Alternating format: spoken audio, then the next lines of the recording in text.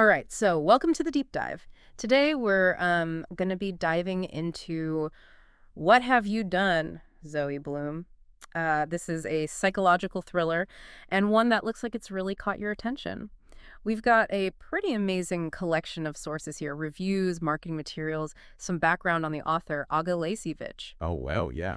It seems like you're ready to, go a little bit deeper than just the blurb and figure out just what is it about this book that has everyone so intrigued. Well, it's certainly a very clever premise. I mean, it's a struggling voiceover artist, Fiona, kind of stumbles into this opportunity to become someone else, completely this glamorous Zoe Bloom. Oh, wow. The book really takes a look at what happens when you get to hit that reset button on your life, Yeah. but in a very, very extreme way. Yeah, and I think that's what's so captivating about it, right? It's this fantasy that I think a lot of us have, like, what if I could just shed this old skin and become someone new, someone exciting? Right. But of course, the book takes a look at kind of the dark side of that fantasy. Exactly. And it's a fantasy that really resonates, especially, I think, in our time. Think about all the pressure we feel to project this perfect image on social media. Right. It's almost like everyone's curating their own little Zoe Bloom persona online. So the book really makes you question, the masks that we all wear. Yeah. And what happens when those masks start to slip. Yeah, and it's like that saying, be careful what you wish for, right? There are several of the reviews, like Michelle's and Jola's, that point out how the book really digs into these themes of identity and deception. And then you've got Judy B., who describes Fiona as having a complex and batty personality, which honestly makes me even more interested to read it. Oh, for sure. That complexity is key because it's not just about Fiona wanting to escape her life. It's about why she wants to escape her life. She's described as being, deeply unhappy, almost broken by her circumstances. So it makes you think about, the deeper reasons why people might crave such a drastic transformation. Is it just this desire for reinvention, or is it a more desperate attempt to try to outrun their past? Yeah, and then you've got the setting itself, which just adds like another layer of intrigue to it all. The book takes place, in the backdrop of London's arts and media scene. It's this whole world that thrives on appearances and reinvention. I really like how Masik BR pointed out Fiona's sharp observations as an English woman abroad. Yeah. It sounds like the book has some pretty witty commentary on that entire scene. Oh, absolutely. Yeah, it's not just a thriller. It's a social commentary as well.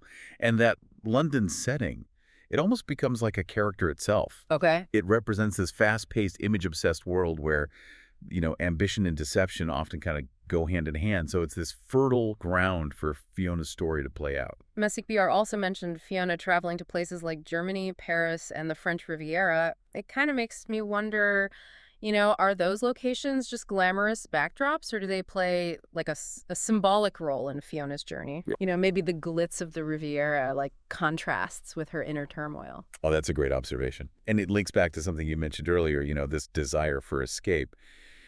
Those locations, they could represent, that fantasy life Fiona's chasing.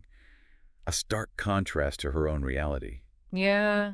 And it makes you think about the lengths people will go to, Yeah. in order to achieve that perfect Instagrammable life. It's really interesting that the marketing materials compare What Have You Done, Zoe Bloom to thrillers like Gone Girl and The Girl on the Train. Yeah. I can already kind of see the similarities. Those books also play with unreliable narrators and really kept you guessing until the very, very end. Ah, yes, the unreliable narrator, that classic thriller trope. And it seems like Aga Lacevich really leans into it here, because what's really clever about it is that What Have You Done, Zoe Bloom doesn't just use it for shock value. Right. It makes you question the nature of identity itself.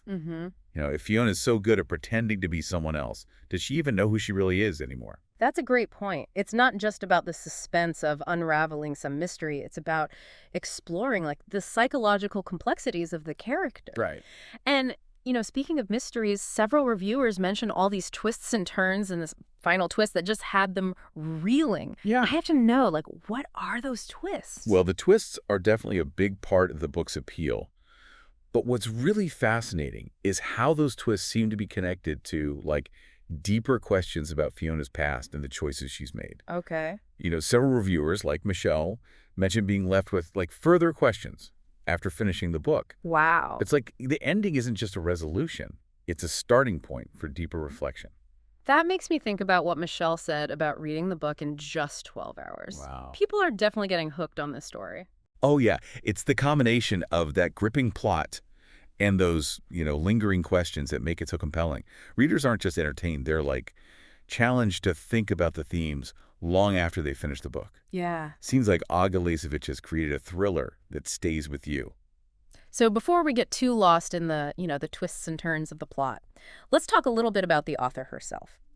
The materials you provided mention that Aga Lasevich is a former TV producer and director, born in Poland but now based in London. Interesting. Yeah. Yeah, it's interesting how her own background seems to mirror some of the themes in the book. Right. I mean, that experience in the world of TV production probably gives her a unique perspective on the themes of identity and election that the book explores. It's like she's drawing from her own life to create this intricate web of secrets and lies. Okay, so we've got this unreliable narrator who's trying to reinvent herself in this world obsessed with image. And then we've got the author herself, whose background directly relates to these themes. I don't know about you, but I am hooked. It's a recipe for a captivating read, that's for sure. Yeah. But before we, dive deeper into the story and its implications, let's kind of pause for a second and consider what stands out to you so far. Okay, yeah. What aspect of What Have You Done, Zoe Bloom intrigues you the most? It's crazy going through these reviews and seeing just how many people were completely swept up in this story. Yeah. Michelle wasn't kidding when she said she read it in 12 hours. Wow. And it wasn't just her. Mr. Ennis Johnston and Mrs. M. Stanton said the same thing. They just couldn't put it down. It's clearly a page-turner, and I think that really speaks to Aga Lasevich's skill as a storyteller. She knows how to build that suspense and keep the reader guessing. Yeah. But it's not just about the plot twist. It's about that emotional depth, too. Right. Exactly. I remember Judy B. saying she got quite nervous for Fiona. It's like you're right there with her, feeling all the pressure and anxiety of trying to keep up this double life. Mm-hmm. Makes you wonder if that escapism is actually liberating or just another form of imprisonment. It's a fascinating paradox, isn't it? Mm-hmm. Fiona wants freedom, Mm-hmm. but the more she tries to escape her life, the more entangled she becomes in this web of deceit. Right. And those twists and turns Barbara mentioned in her review, they add to that sense of being trapped, of never knowing what's real and what's a carefully constructed facade. Yeah, it reminds me of Gone Girl in that way, how the story kept revealing these hidden layers, these secrets buried beneath the surface. Right. I have a feeling What Have You Done, Zoe Bloom will do the same, especially with all this talk about a mind-blowing final twist. Absolutely. And like Gone Girl, this book seems to excel at creating that unreliable narrator. Yeah. You're never quite sure if Fiona's being intentionally deceptive or if she's actually a victim of her own circumstances. It forces us as readers to become detectives ourselves. Yeah. Piecing together the clues and questioning everything we think we know. All this talk of twists makes me wonder about, the deeper truths that Fiona is hiding. The ones that reviewers like Michelle hint at? Right. What are those further questions she's left with? It feels like this book goes beyond just entertainment. It dives into some really profound themes. That's the mark of a really great thriller. It stays with you long after you finish that last page. Yeah. It's not just about the adrenaline rush of the plot. It's about the lingering questions it raises about identity, morality, and the choices that we make. Mm-hmm. And in this case, it also seems to offer this very sharp commentary on the world we live in. Right. Speaking of commentary, Masik BR mentioned how the book provides these superb snapshots of North London neighborhoods. Oh, cool. It's like you're getting a tour of Fiona's world woven into all the suspense. Yeah. And those bonus trips to Germany, Paris, and the French Riviera talk about escapism. Those locations aren't just window dressing either. Right. They represent the allure of a different life.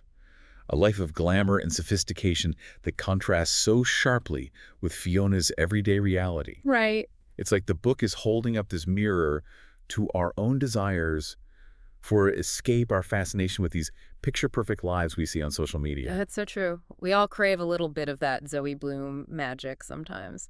But this book seems to be saying that the pursuit of that fantasy can come at a cost. Remember those priceless works of art Mashik BR mentioned Fiona was carrying in her baggage? Oh, yeah.